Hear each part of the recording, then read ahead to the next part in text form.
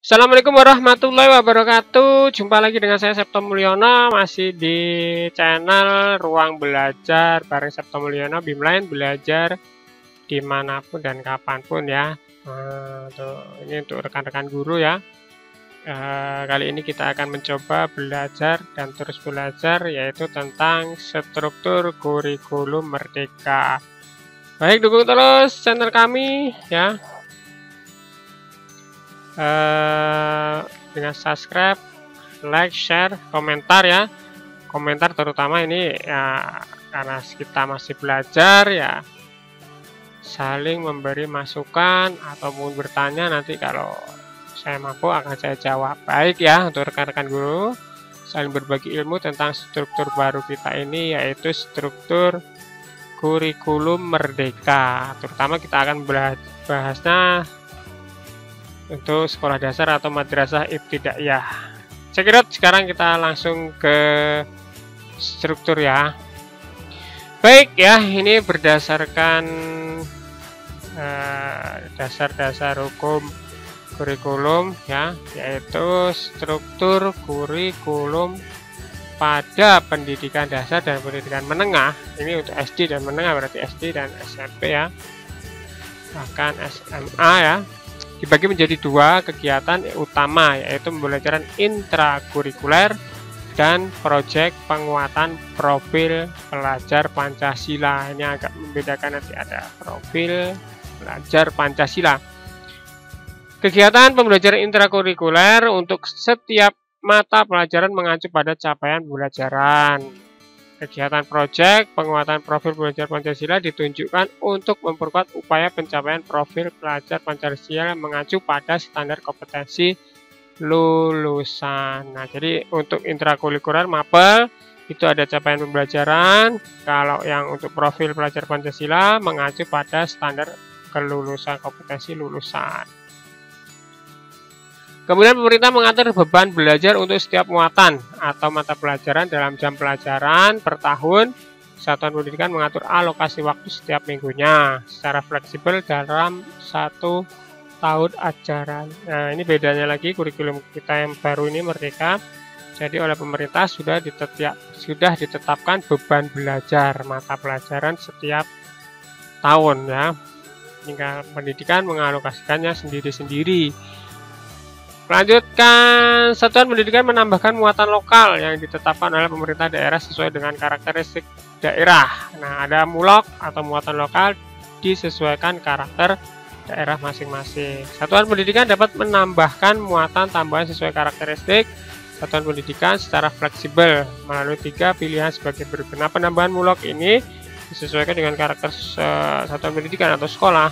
Yang pertama yaitu diintegrasikan ke dalam mapel lain. Jadi mulok ini dimasukkan ke mapel lain, kemudian diintegrasikan ke dalam tema proyek atau dimasukkan ke proyek penguatan profil pelajar Pancasila, atau mengembangkan mata pelajaran berdiri sendiri, atau mulok ini berdiri sendiri, pelajaran bahasa daerah masing-masing berdiri sendiri atau dimasukkan ke mapel lain atau ke profil pelajar Pancasila. Itu untuk mulok ya.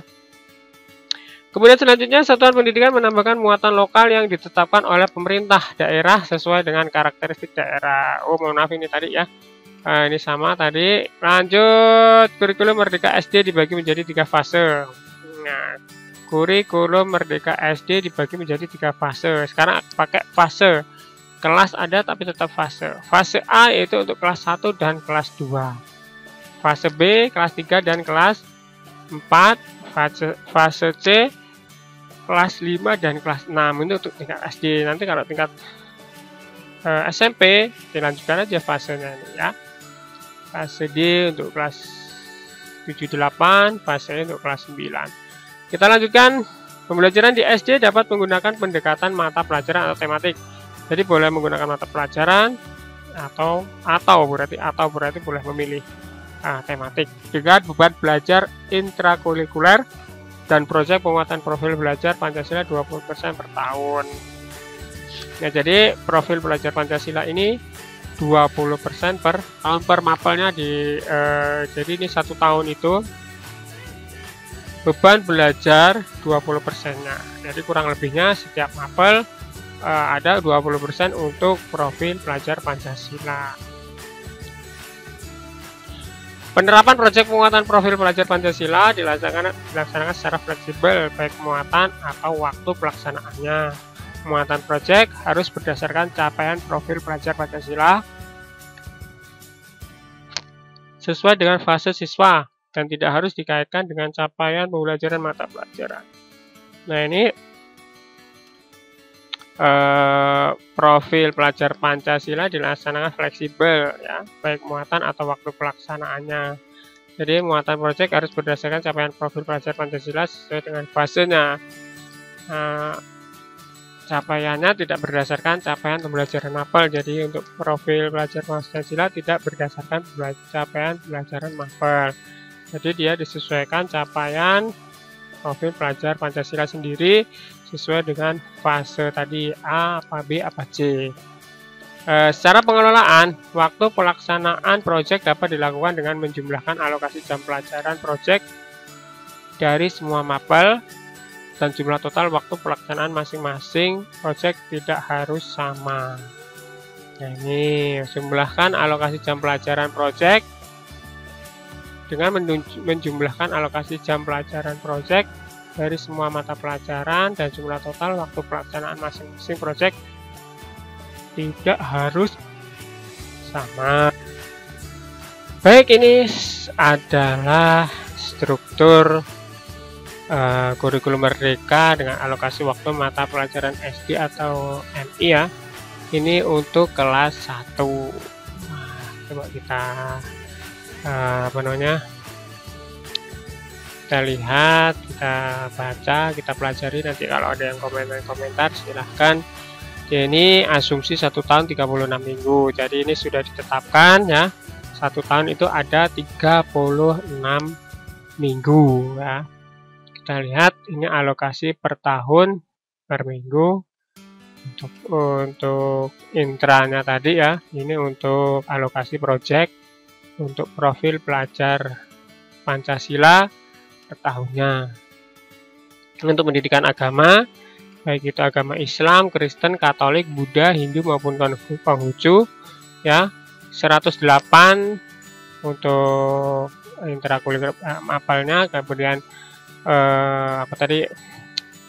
profil pelajar Pancasila 36. Jadi 36 ini total 20%-nya dari total ini, ya.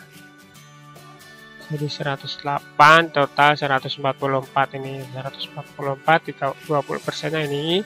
Nah, ini satu tahunnya ada 108 jam dengan waktunya 36 minggu. Itu, ya. Ini dengan waktu 36 minggu. Sama dengan pelajaran lain juga seperti itu, agama yang lain, ya, pelajaran agama lain sama totalnya 144. Kemudian ini lanjut ke pendidikan Pancasila. Jadi masih ada mata pelajaran pendidikan Pancasila dengan jamnya 144, 36 untuk alokasi profil pelajar Pancasila, totalnya 180 jam.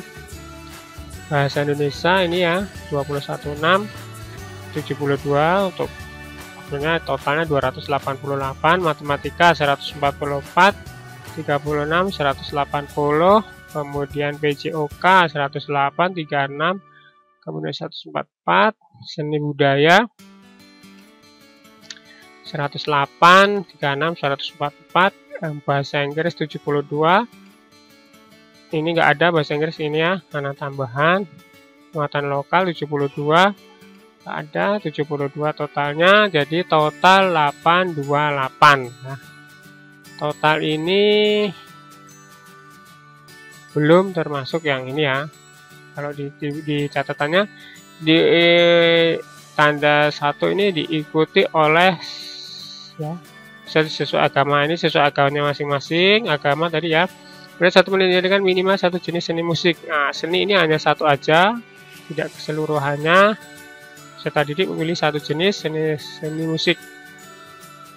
paling banyak 2 jam pelajaran per minggu. Untuk bahasa Inggris, kemudian muatan lokal paling banyak 2 jam per minggu ya, totalnya 72 jam pelajaran masing-masing per tahun.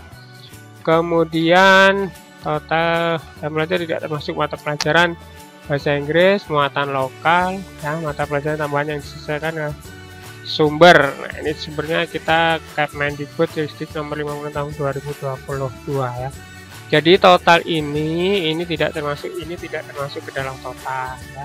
28 jam ini tambah 252 jam, totalnya 1 tahun ini sudah ditetapkan oleh pemerintah sebanyak 1080 jam beban belajar kelas 1, belum ditambah bahasa Inggris dan muatan lokal ya. Nah, ini untuk agama 1 minggunya ada 3 kali 3 jam.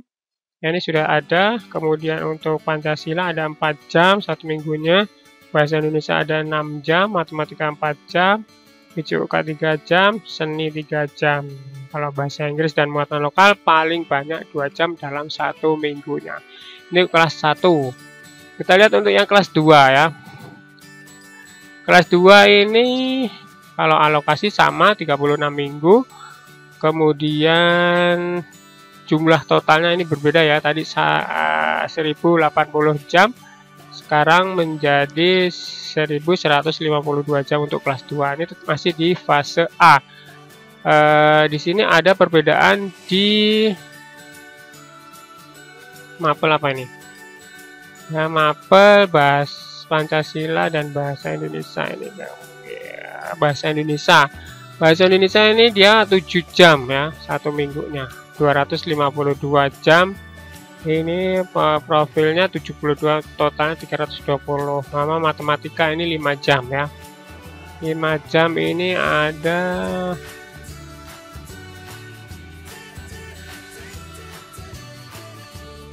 ini 5 jam ya, bedanya itu 108 3 jam 3 jam sama. Lanjut kita ke